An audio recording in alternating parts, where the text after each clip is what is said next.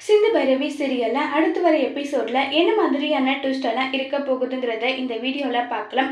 ஆறுமுகத்தை அடிச்சு ரொம்பவே கொடுமைப்படுத்திருப்பாங்க சஞ்சய். இதை பார்த்ததும் பைரவி கோவமா ஆறுமுகம் கிட்ட போயிட்டு, என்ன ஆறுமுகம் உன்னை இப்படியெல்லாம் அசிங்கப்படுத்திருக்கான்னு சொல்லிட்டு இருக்காங்க.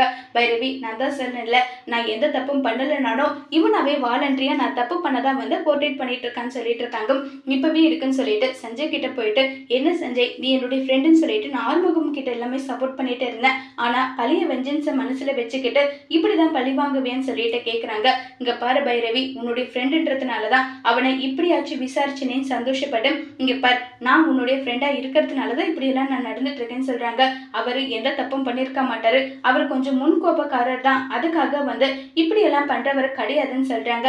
போதும் பைரவி, உன் புருஷா ரொம்பவே நல்லவ மாதிரி எல்லாம் பேசாத, யாரோ ஒருத்தனோட கையை வெட்டிட்டு ஜெயிலுக்கு போனவன் தானே இவன் நல்லா சொல்லிட்டு இருக்காங்க.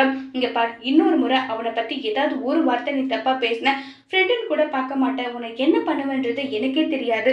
ஒழுங்கா எப்படி இருக்கணுமோ அப்படி இருக்க கத்துக்கோ. ஒழுங்கா என்னுடைய புருஷனை வெளியே விடு நல்லா சொல்றாங்க.